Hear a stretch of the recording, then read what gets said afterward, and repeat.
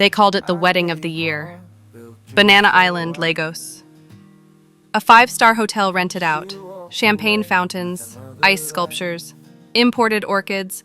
Even the MC was flown in from London. Everyone who was someone in Nigeria was there. Celebrities, senators, billionaires, all gathered to witness the union of two golden souls. Ifeanyi Okwadili, the only son of oil magnate Chief Okwadili, and Amara Nwankwo, the elegant, God-fearing beauty whose charity work and poise made her the darling of Instagram. But none of them, not even the bride, knew how it would end. The day began like a fairy tale. Amara had fasted for 21 days leading up to the wedding. She had prayed for a home filled with peace, for a man who would be her covering, her king. And Ifeanyi, he had done his part too, paid a bride price that shook her village to its foundations. The kind of wedding that launched family members out of poverty in one afternoon.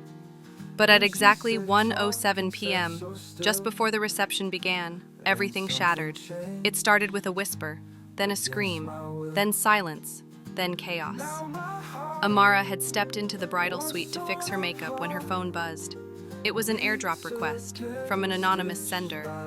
Curious, she accepted, and what she saw destroyed her. A 41-second video. It showed Ifeanyi, her husband, naked, in their honeymoon suite from this morning, with her chief bridesmaid, Nkechi. Yes, her best friend since childhood. The one who held her hand as she walked down the aisle. The one who cried during her bridal shower and said, "I'm so happy for you, sis." In the video, Ifeanyi was laughing. They were joking about how Amara was too spiritual to satisfy a real man. The words, "Let her keep praying while we keep playing," echoed through the room like gunshots.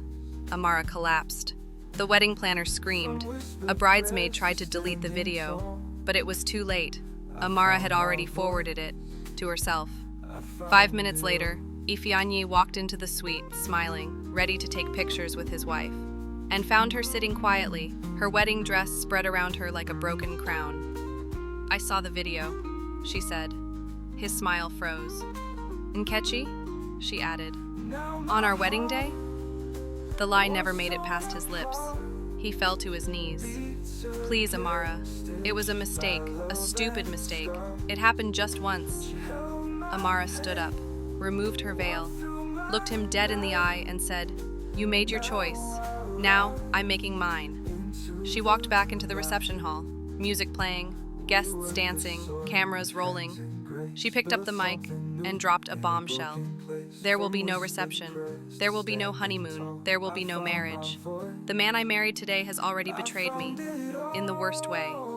And the evidence is in your inboxes right now."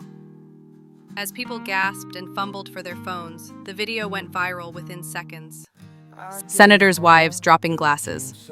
Groomsmen cursing. Nkechi tried to run, but she didn't get far. The drama was enough to crash blogs. Twitter was in flames. #wedding from hell trended for days. But the story didn't end there. Weeks passed. Amara went into hiding. Rumors swirled. Some said she was suicidal. Others claimed she had flown to Ghana for healing. But the truth? Amara had returned to her village, to her grandmother's house, to heal, to remember who she was. It was there she rediscovered her purpose, with no makeup, no filters, no lights. Just quiet mornings, market trips, and evening fireside stories. And it was there she met Obinna, a widowed schoolteacher raising his 2 daughters alone. He wasn't rich, he wasn't flashy, but he was kind, patient, a man who had also known betrayal. His late wife had left him for his cousin, 2 broken hearts, slowly mending. They became friends, then prayer partners, then lovers. 2 years later, Amara returned to Lagos, this time not as a bride, but as a boss. She launched a foundation for women who walked away from toxic marriages. She spoke at events. She hosted a podcast. She didn't tell her story to shame, but to teach. Her scars became her strength. And Ifeanyi, he spiraled. His father disowned him. The company suffered. Nkechi left him after 3 months. Last anyone heard, he was battling depression and living off handouts. But here's the twist. 3 years after the wedding that wasn't, Ifeanyi wrote a letter. A real one, hand-delivered. In it, he apologized, not for getting caught, but for being lost. He said, "You showed me a mirror. I didn't like what I saw. But thank you for not marrying the man I was. It forced me to become the man I should have been. Amara read the letter. She cried, then forgave him. Not for him, but for herself.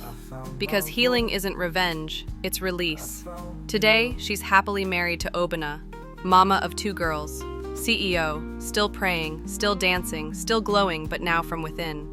Lessons? Sometimes rejection is redirection. Your value isn't tied to a wedding ring. It's in who you become after the pain. Trust your intuition. God whispers before he shouts. Loyalty without boundaries breeds betrayal. Healing isn't loud. It's quiet, intentional, and freeing. So the next time life breaks your heart at the altar, remember Amara. She was divorced on her wedding day, and yet she won. Into the light, we work the soil with hands in grace, built something new in a broken place. From